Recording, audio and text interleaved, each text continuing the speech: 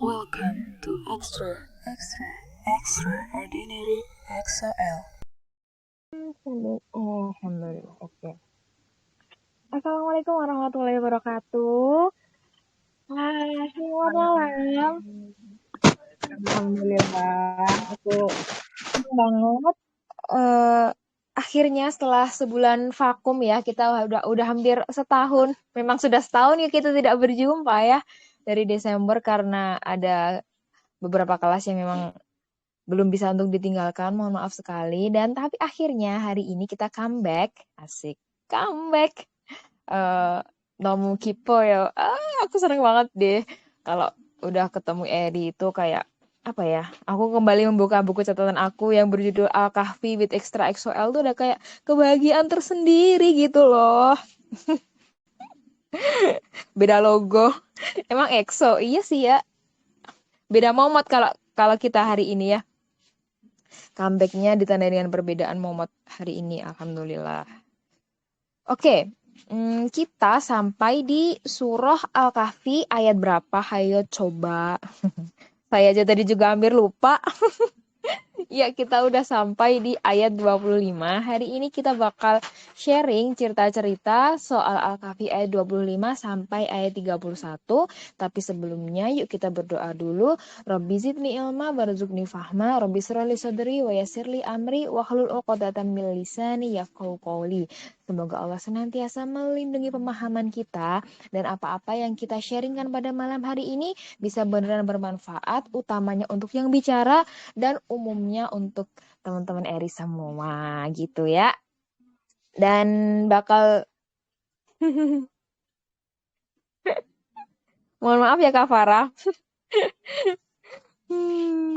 Oke, pada malam hari ini part pertama bakal disampaikan sama Kalila. Apakah Kalila sudah siap? Kita tadi udah Iya, bareng-bareng ya baca Al-Kahfinya. Dan kita ya bisa sekalian juga dibuka nih kalau ada yang punya Al-Quran terjemahan di ayat 25. Yuk dibuka. Yuk silakan Kalila kalau sudah siap. Monggo. oke. Terima kasih, Aul. Suaraku aman ya, insya Allah. Share Aman. screen-nya juga kelihatan ya. Kelihatan. Oke. Sip. Oke. Bismillahirrahmanirrahim. Tadi teman-teman juga udah baca Al-Kahfinya dari ayat pertama sampai akhir, bahkan dilanjutkan ke Al-Mulk. Jadi insya Allah ini setelah tadi kita baca tilawah bareng-bareng, kita lanjutkan ke ayat 25 sampai 31. Di bagian awal ini ayat 25 seperti di terjemahannya, kalau teman-teman sambil lihat terjemahan itu di ayat 25 menjelaskan tentang perdebatan orang-orang di zaman itu. Mereka sering banget berasumsi. Jadi mereka tuh kayak bilang, oh orang-orang Goa itu udah 300-an tahun di sana. Ada yang bilang eh, berapa ratus tahun, ada yang pakai menerka-nerka, mereka nggak tahu dengan pasti. Di ayat 26 juga Allah memberitahukan bahwa Allah yang paling tahu tentang hal itu. Sampai di ayat 31 adalah penutup dari cerita Al-Kahfi. Jadi di ayat 32 ini sudah menceritakan story kedua gitu ya. Udah story-nya bukan orang-orang Goa lagi, tapi juga insight yang kita dapatkan itu nggak kalah menarik dari cerita pemuda Goa gitu. Nah, jadi di awal tadi yang ayat 25 kan banyak perdebatan. Mereka Ahlul Kitab begitu, mereka kaum Nasrani, kaum Quraisy itu pada menantang Rasulullah gitu. Jadi mereka sotoy gitu kayak coba kamu tahu nggak berapa lama pemuda Goa itu ada di Goa itu gitu. Nah, lalu Allah menurunkan ayat ini dengan mengatakan tadi 300 tahun ditambah 9 hari. Nah, yang dimaksudkan oleh Allah 309 309 tahun itu adalah maksudnya lunar years atau tahun bulan gitu. Soalnya ada Gregorian calendars juga. Jadi kalau di convert itu dari 300 tahun pas itu menjadi 309 tahun. Jadi selama 309 tahun. Nah, Allah mengatakan di sini bahwa ini adalah perfection of knowledge, yaitu bagaimana Allah menunjukkan bahwa mereka nggak ada yang tahu tentang ini, nggak punya pengetahuan sama sekali. Hanya Allah yang perfect, hanya Allah yang tahu dengan pasti. Jadi Allah akan memberitahukan kepada mereka apa yang mereka tidak tahu. Nah, Allah mengetahui dan apa namanya ya, kayak menjawab gitu, dijawab langsung gitu oleh Allah. Dan menunjukkan bahwa hanya Allah yang tahu kebenaran pasti, true divine. Allah yang sangat berkuasa mengetahui segalanya dengan sangat pasti, bukan asumsi-asumsi, bukan perdebatan seperti yang mereka lakukan. Lalu kenapa kalian berbelok? Kenapa kalian tidak percaya, tidak yakin kepada Allah? Gitu. Jadi ini ayat yang membalas challenge ke Rasulullah saat itu. Nah, terus ini kan ayat-ayat penutup dari kisah pemuda Goa. Untuk apa sih? Benefitnya ke kita itu untuk apa? Ayat awal dari Al-Kahfi ini atau cerita pemuda Goa ini punya manfaat yang besar banget buat kita. Ada dua. Yaitu yang pertama, kita sebaiknya merecite atau membaca, mentilawah, mentadaburi apa yang sudah diturunkan untuk kita. Kita cari protection dari situ. Maksudnya gini, pemuda Goa ini kan mencari perlindungan atau mereka kabur dari kejaran orang-orang yang akan membunuh mereka, lalu mereka berlindung di Goa. Mereka cari perlindungannya di Goa sambil meminta Allah untuk menjaga mereka, melindungi mereka. Nah, tapi via Goa ini maksudnya, through the cave. Nah, kita harus cari Goa kita gitu. Dan Goa kita itu Allah sudah katakan bahwa Al-Quran adalah media perlindungan kita. Jadi kita dijaga, dilindungi melalui Al-Quran ini. Karena di ayat setelahnya itu ngomonginnya langsung ke Quran. Langsung ngomongin tentang Al-Quran itu. Dan Allah mengatakan bahwa wahyu Allah itu tidak pernah berubah. Mereka semua berdebat. Ada yang bilang ratusan tahun, ada yang bilang berapa tahun, dan berubah-ubah. Bahkan Bibles misalnya gitu ya, itu kan ada versi ini, versi itu, ada yang jilid yang terbaru, updated bahkan. Tapi kalau wahyu Allah, Al-Quran nggak pernah berubah. Dan ahli kitab itu mereka selalu opini mereka berubah-berubah. Karena nggak punya yang saklek gitu satu. Gimana kita mau berlindung terhadap sesuatu yang berubah-ubah? Nanti kita berlindung sama dia nih, terus dia bilang, iya aku akan melindungimu. Besoknya dia berubah pikiran gitu. Nggak jadi deh, aku nggak bisa melindungin kamu. Lah, bagaimana? Terancam lah kita. Nah, maka dari itu Allah tuh bilang kita berlindung atau kita mencari penjagaan untuk diri kita sendiri dari segala ancaman luar ataupun mental ataupun psychological, fisik itu melalui Al-Quran supaya kita tuh bisa connect ke Allah yang melindungi kita via apa gitu, jalur apa. Nah, selain itu benefit keduanya ini mengajarkan kepada kita untuk mempunyai teman, kawanan, circle yang baik dan soleh. Grup kita Muslim itu kan kenapa dibilang hijrahlah dengan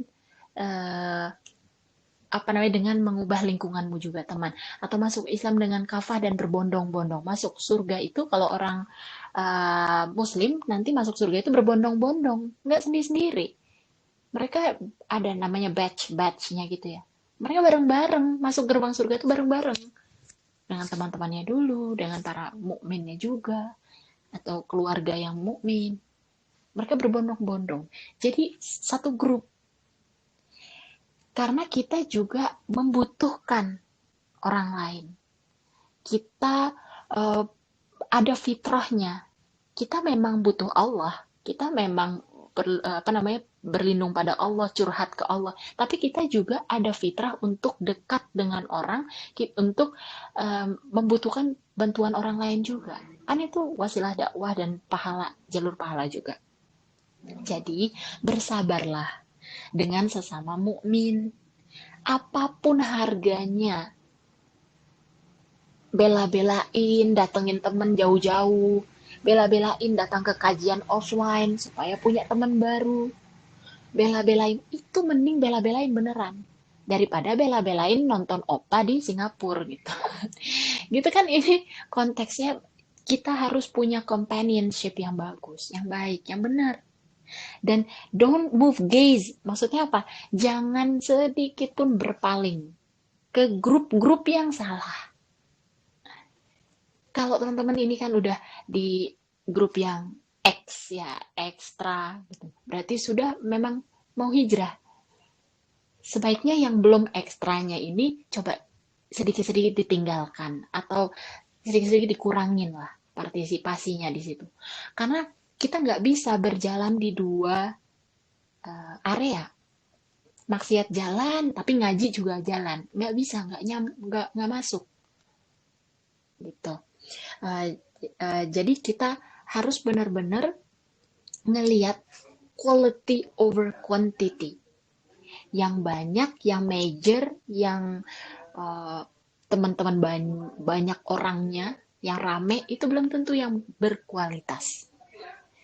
Di sini grupnya paling banyak XK Waver 11.000. Teman-teman tahu nggak sih grup game yang nggak jelas, yang isinya juga anak umuran kita, tapi isinya cuma main game doang, itu sampai puluhan ribu. Dan banyak grup kayak gitu di Telegram, dimanapun. Game dimanapun atau apa, ya, punya komunitas, itu orangnya lebih banyak banget. Kuantitas mereka tuh banyak, tapi kualitas keislaman, itu biasanya orangnya sedikit-sedikit. Gitu, jadi jangan tergoda lah dengan prestis, dengan mereka tuh kelihatannya ngetrennya famous gitu.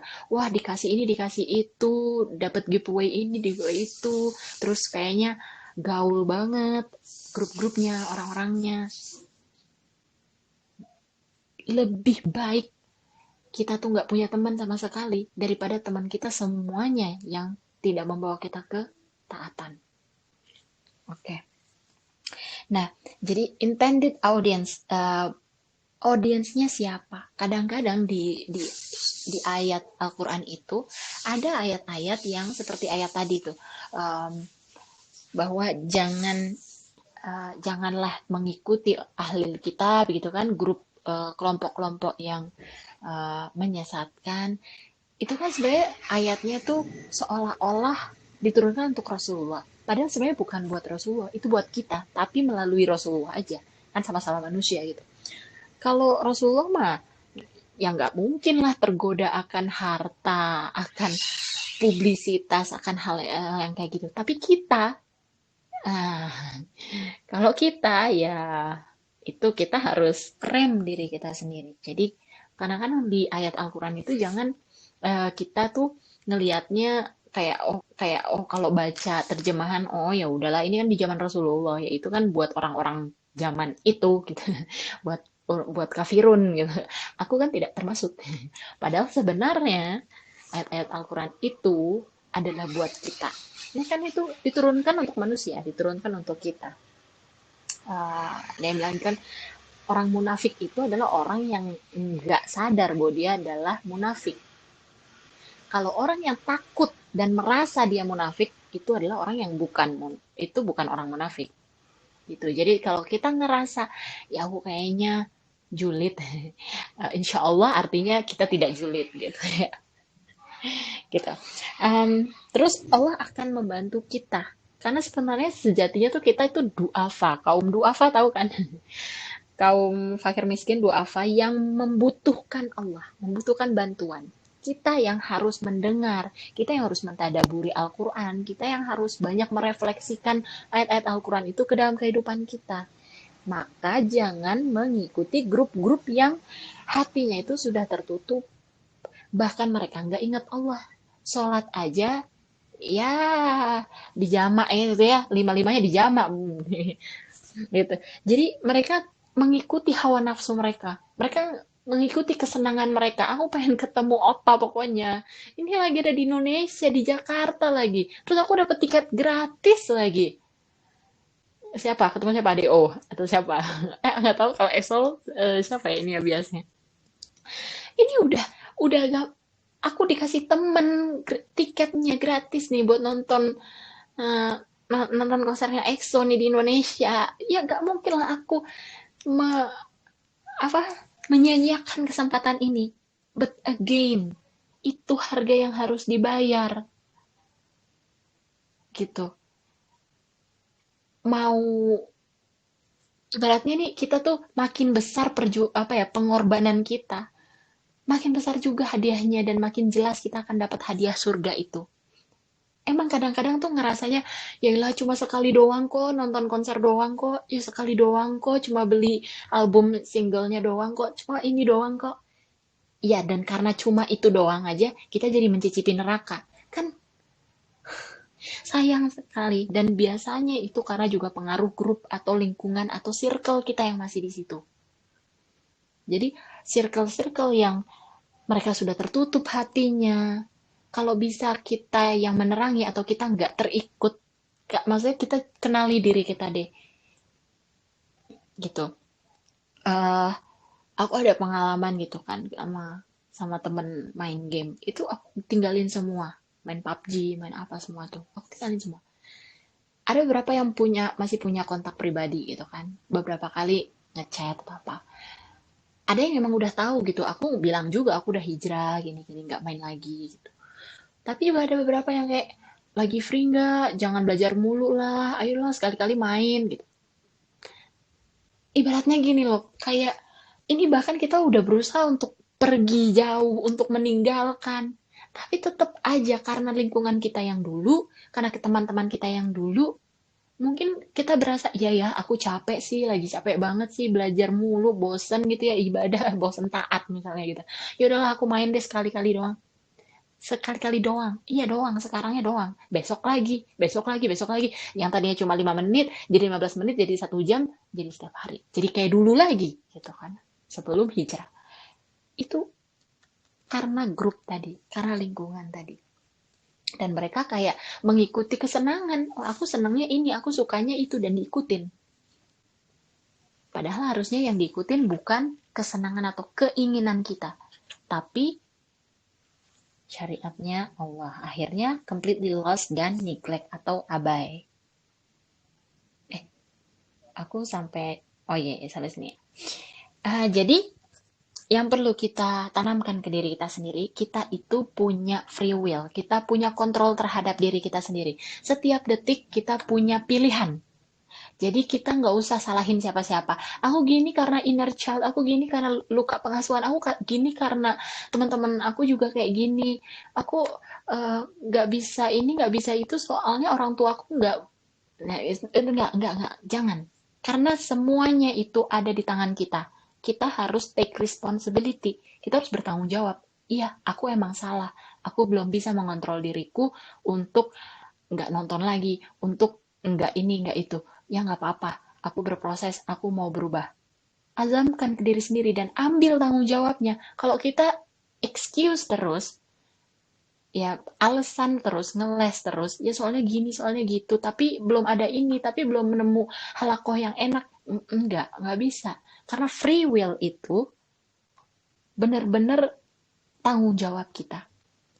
Dan Allah bilang, kamu mau bukti, ini buktinya, sekarang mau apa? Itu ke kaum Quraisy pada saat itu. Mereka kan nanyain, Al-Kahfi ini berapa tahun? Coba Rasulullah, kamu tahu nggak pastinya kapan? Coba gini-gini. Semua orang kan nge-challenge apa.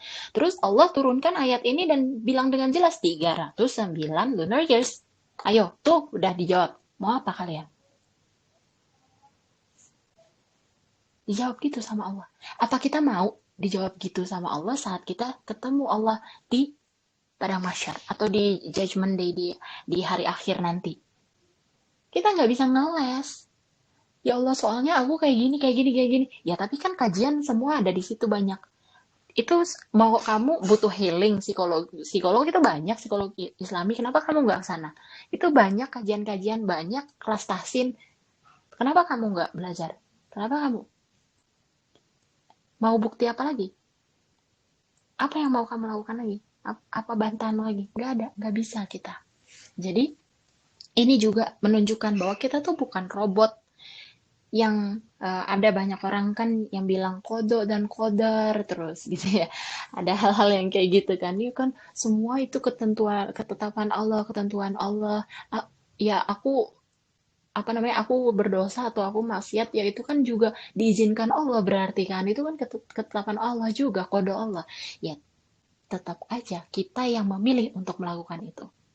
Allah hanya mengizinkan aja. Tapi kan kita memilih melakukan itu. Ibaratnya kita mau keluar malam-malam nih, terus kata orang tua kita, jangan. Kamu kalau keluar malam-malam nanti bahaya. Gak mau, pokoknya aku mau keluar malam-malam. Ya udah terserah kamu. Berarti kan kita diizinkan. Diizinkan oleh orang tua kita. Mau keluar malam silahkan. Tapi kalau bahaya atau kenapa-napa, jangan jangan salahin kami orang tua ya, gitu. Atau kalau kamu keluar boleh, tapi kamu jangan pulang lagi. Kalau kamu pulang lagi, kami hukum. Atau kalau kamu ini ada hukumannya loh, tapi tetap ngeyel. Diizinkan, diizinkan. Dilarang, tapi oh kamu mau ngelanggar. Oh, ya udah, nanti ada hukumannya. Jadi Allah mengizinkan setiap apa yang kita lakukan itu. Tapi Allah juga punya hukuman terhadap apa yang kita nggak ikutin gitu. Jadi ketentuan Allah, perizinan Allah itu di atas kita, tapi kita juga punya kendali terhadap diri kita sendiri. Gitu ya. Oke, nextnya akan dijelaskan oleh Aul. Wah, Masya Allah.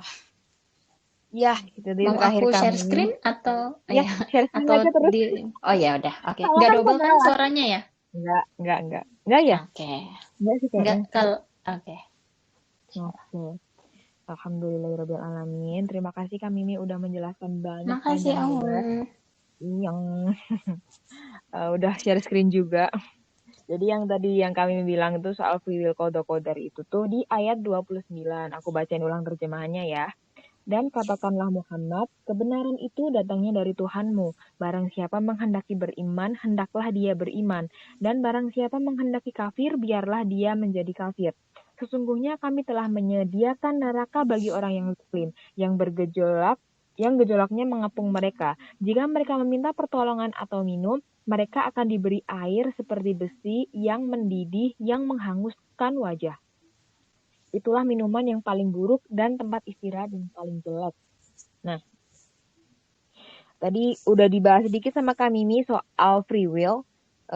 Free will, kodar kita udah sering ya mendengar itu. Jadi intinya ayat 29 ini, setelah Allah menjawab tantangannya dari Quraisy, Allah menegaskan lewat Rasulullah bahwa kebenaran itu datangnya dari Allah. Mau beriman boleh, nggak beriman boleh, ya udah terserah kamu aja, itu free will kamu. Karena kita tahu free will itu kan ya tergantung kita. Apa yang Kak Mimi tadi bilang ya, tergantung kita. Kita juga tahu adanya konsep kodar, dan free will yang mungkin udah sering ya kita ulang-ulang. Dan ya semoga kita selalu ingat itu dalam pemikiran kita sehingga apa yang kita lakukan benar-benar terjiwai dari pengertian itu gitu ya. Asik terjiwai.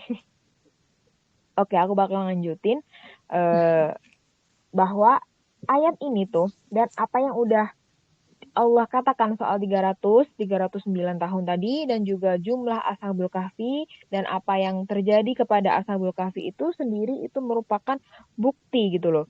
Dan petunjuk buat manusia, buat kita. Jadi mau percaya atau enggak terserah. Tapi ada reward and punishment-nya. Nah ini ada punishment versus reward.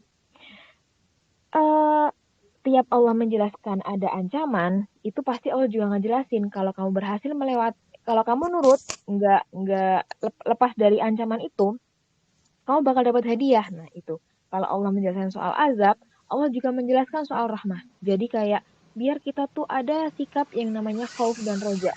Karena kan suara apa itu ya? Oh enggak. Karena kan penting banget ya buat kita punya sifat yang namanya khauf dan roja. Khauf itu takut, roja itu harap. Jadi kita takut sama Allah, tapi kita tetap berharap sama rahmatnya Allah. Karena balik lagi ya, seorang hamba itu kan muslim itu tentang sebuah keseimbangan. Jadi jangan sampailah kita terlalu takut kayak tiap kita bikin dosa terus kita bilang kayaknya Allah nggak bisa deh ngampuni ini. Kayaknya Allah nggak akan ngampuni ini. Nah, itu tuh berarti kita tuh lupa. Kita tuh nggak ingat sama sifat rahmatnya Allah. Tapi jangan sampai juga kalau kita tuh berbuat dosa terus kita kayak ngegampangin bilang ah nanti juga diampunin sama Allah, santuy aja, besok juga diampuni, pasti bisa lah, dosa-dosa kecil, riba-riba dikit nggak apa-apa. Jangan juga ya, jadi dua-duanya kita pure takut juga ande, pure merasa tenang juga ande. Ya, kurang ande ya, aratsi, jadi mesti seimbang antara khauf dan roja. Dan di sini, di ayat ini, Allah menyebutkan punishment-nya, yaitu neraka. Dan digambarkannya tuh ngeri bener ini neraka ini. Apalagi mungkin ada di beberapa teman-teman di sini yang mungkin kemarin udah ikut kelas The Day After You Die mungkin ya. Gambaran neraka itu benar-benar dijelaskan dengan, menurut aku sih, kalau di aku tuh kayak dijelaskan dengan cukup baik gitu sama tim Syamila ya. Neraka dijelaskan, kalau di sini kan dijelasinnya itu seperti mereka akan diberi air seperti besi yang mendidih yang menghanguskan wajah. Karena apa ya, kalau di sana tuh kan panas ya, kalau di sana tuh kan kayak aku nyeritain lagi piknik aja ya, enggak. Neraka itu ngeri guys, ngeri karena api dunia aja itu takut sama api neraka gitu loh. Api dunia tuh kayak minta perlindungan sama Allah dari api neraka gitu loh, karena saking api dunia tuh nggak ada apa-apanya daripada api neraka gitu loh. Eh, Selain masalah ngerinya itu, kalau udah masuk ke sana ada beberapa golongan yang emang nggak bisa keluar lagi guys. Jadi kayak orang-orang yang musyrik, kafir, yang nggak beriman sama Allah itu nggak akan keluar. Dan ya di sini aja kita lihat ya, kita baca sendiri bahwa apinya itu mengepung mereka, mengelilingi mereka. Mereka nggak bisa menghindar gitu loh.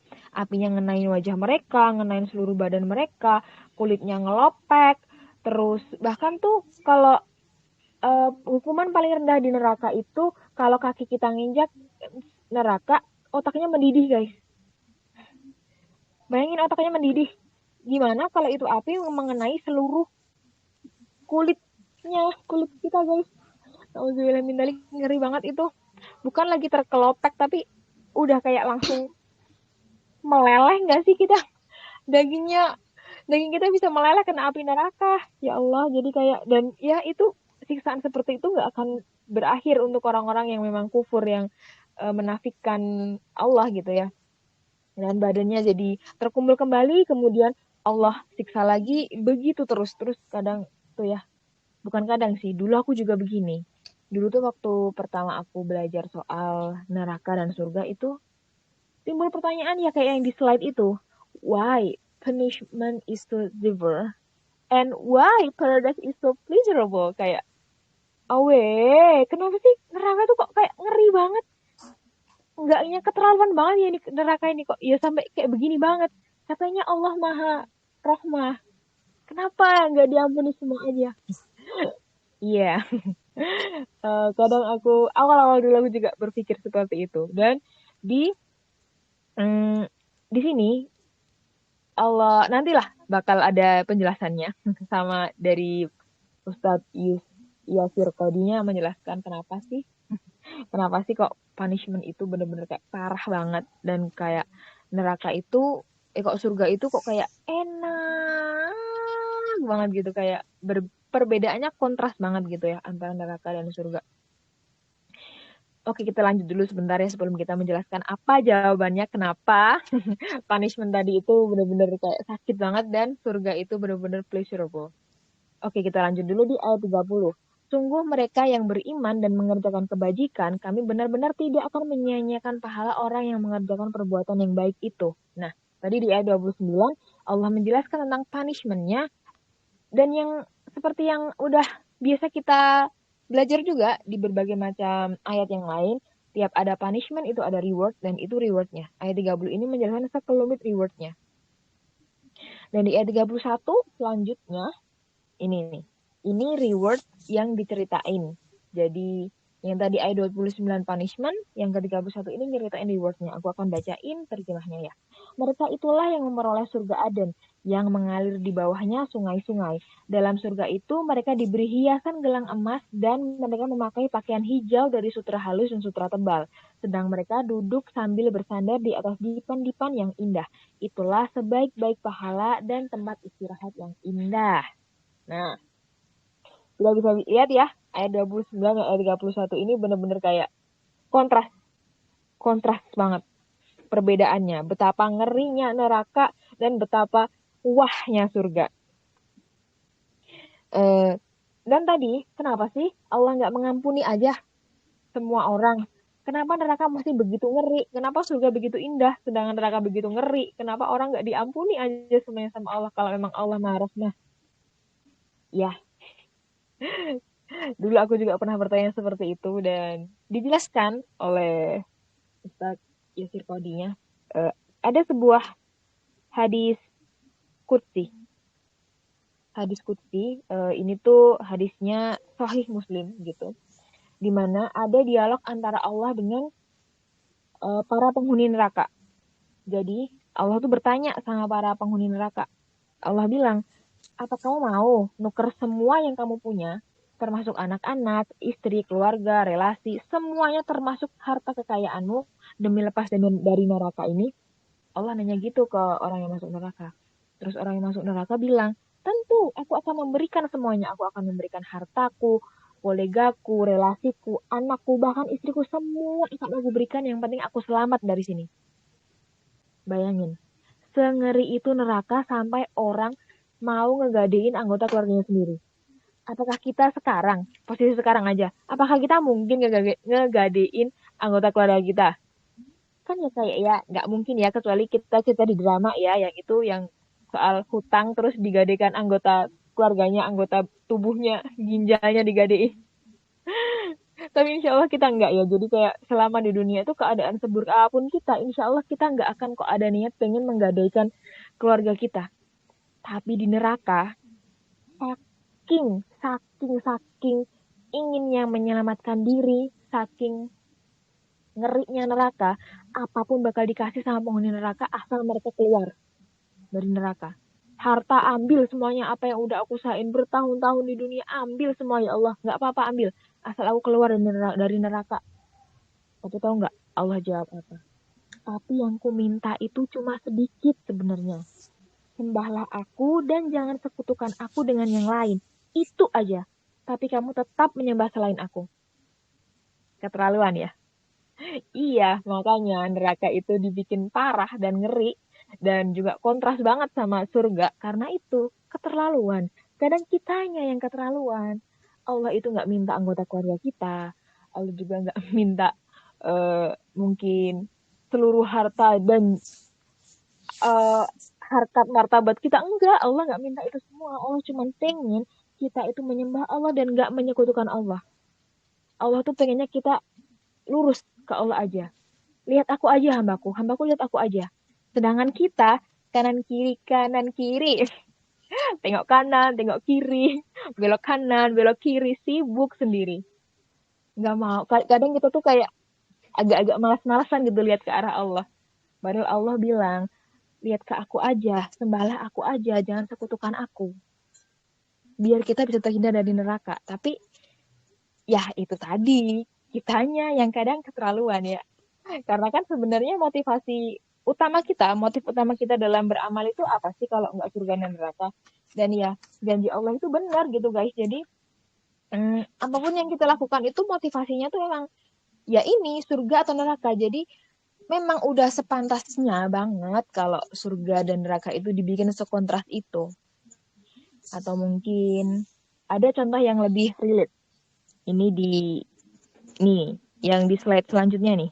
Slide selanjutnya next. Wah, ini salah satu contoh yang lebih relate. Misal, kita lagi di dapur. Kita di dapur ya posisinya. Terus Urioma minta Nduk, kok Nduk. Jadi roaming nanti kalau saya bilang Nduk ya. Nduk itu panggilan Jawa untuk anak perempuan gitu. Jadi, Nduk, ibu bisa minta tolong nggak ambilin segelas air? Ibu aus. Bilang gitu ibu kita. Terus, eh, tapi kita bilang, enggak ibu malas, malas. Ambil aja sendiri. Padahal kita lagi di dapur. Mungkin itu memang cuma segelas air. Tapi kan itu keterlaluan ya. Itu ibu kita loh. Apalagi kita lagi di dapur loh. Kita bisa banget untuk ngambilin itu, tapi kita nolak. Keterlaluan kan ya? Nah, sedangkan Allah itu lebih berkuasa atas kita daripada ibu kita. Mohon maaf ya guys, agak geradak-geradak di sini suaranya. Ibu kita aja kalau kita menolak permintaan beliau padahal kita bisa di depan mata, itu aja udah keterlaluan. Apalagi kalau kita menolak perintahnya Allah gitu loh. Allah yang minta permintaan Allah. Itu kita tolak, itu kayak keterlaluan banget kitanya gitu loh.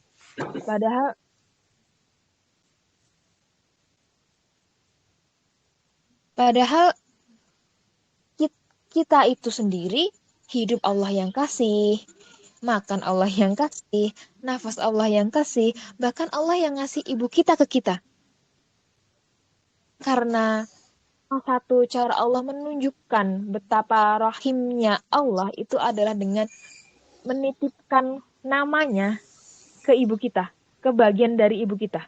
Ibu kita punya apa namanya? Punya rahim. Nah, Allah tuh pengen kita tuh belajar rahim dari ibu kita. Kalau udah ngomongin kasih sayang ibu tuh kayak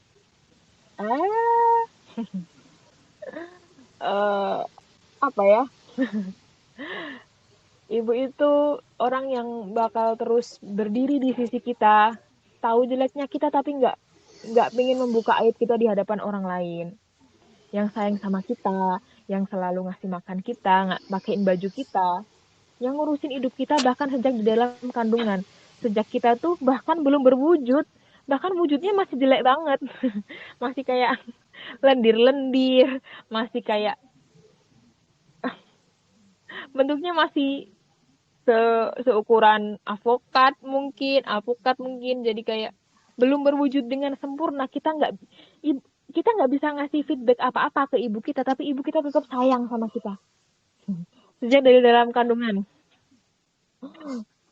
Bahkan ketika keluar pun kita nangis, kita ngompol, kita pup, kita ileran, kita mungkin ada yang apa namanya itu, matanya belekan waktu lahir. Jadi kayak ya sangat merepotkan sekali, tapi ibu kita itu tetap ngerawat kita.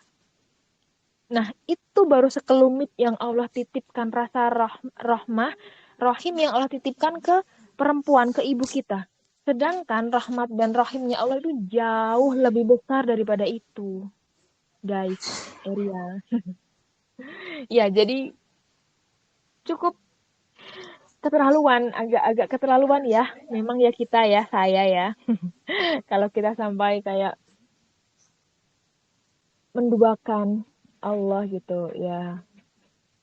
Ya, aku juga masih proses belajar untuk mengesahkan Allah dan menangkap poin dari hidup ini. Karena poin hidup ini tuh apa sih? Poinnya itu kalau dalam hidup itu, yang penting kita tahu Allah itu Rabb kita.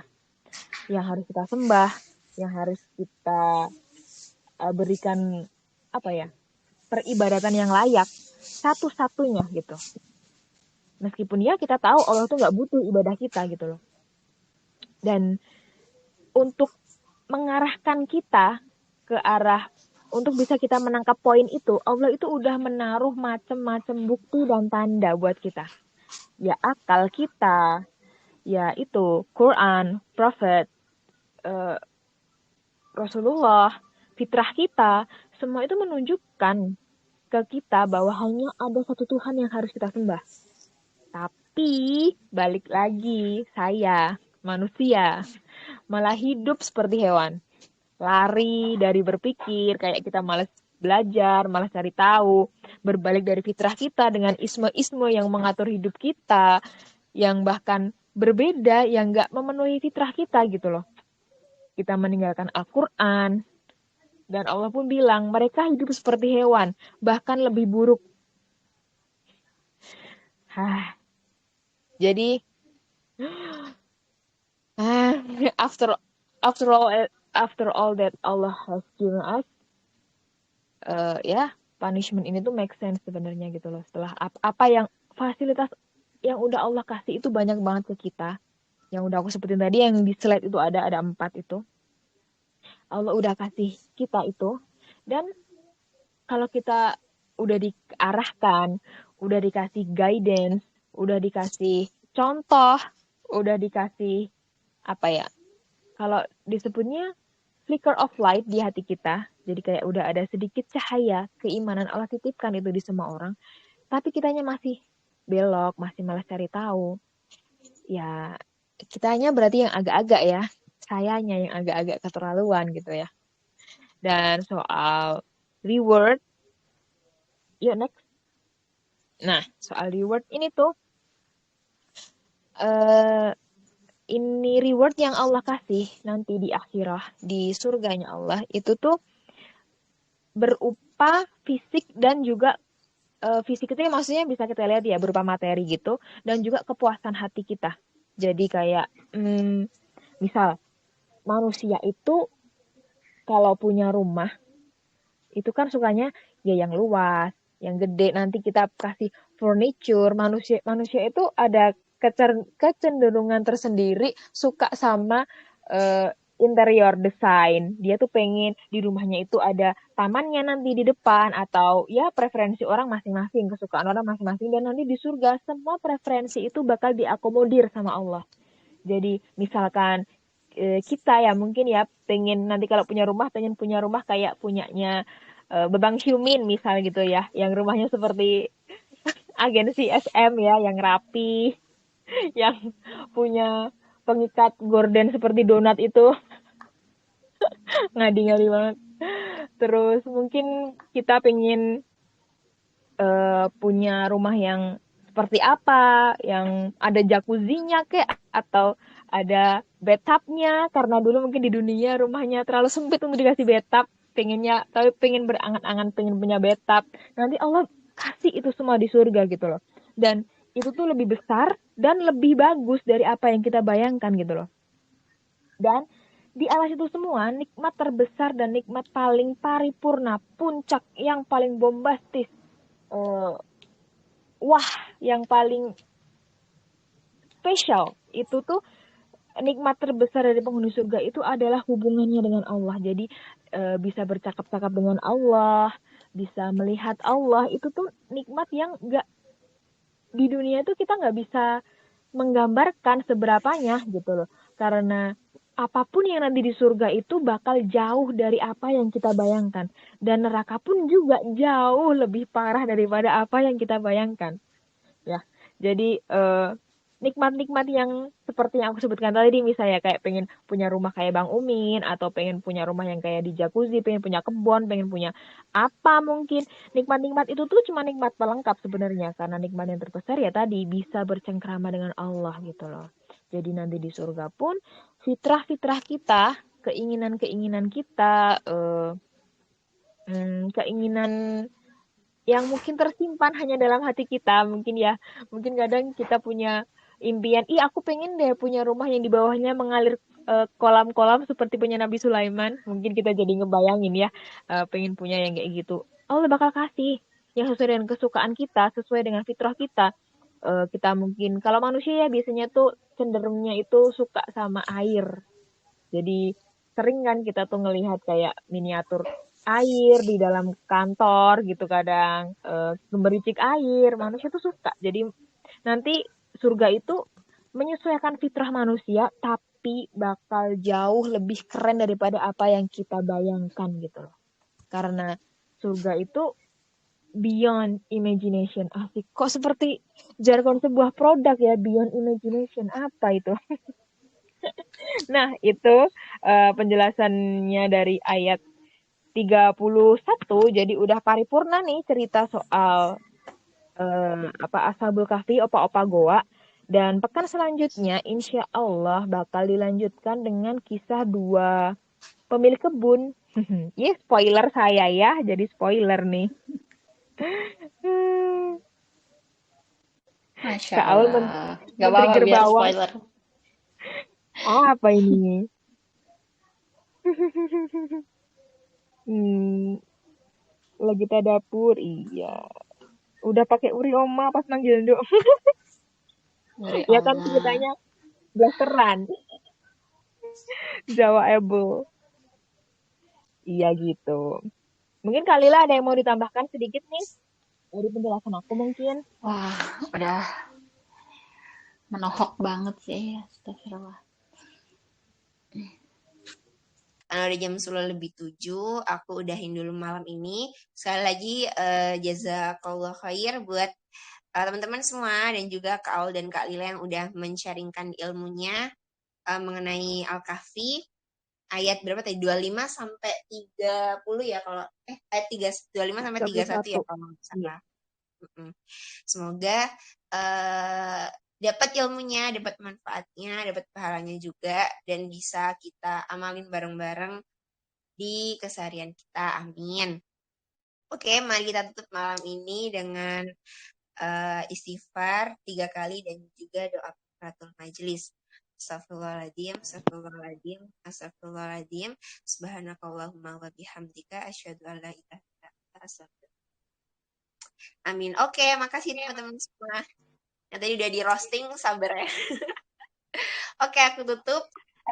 Makasih banyak dari aku. Mohon maaf kalau tadi ada salah kata atau ada hal-hal yang menyinggung teman-teman semuanya. Makasih. Assalamualaikum warahmatullahi wabarakatuh. Waalaikumsalam warahmatullahi wabarakatuh. Jazakumullah khair.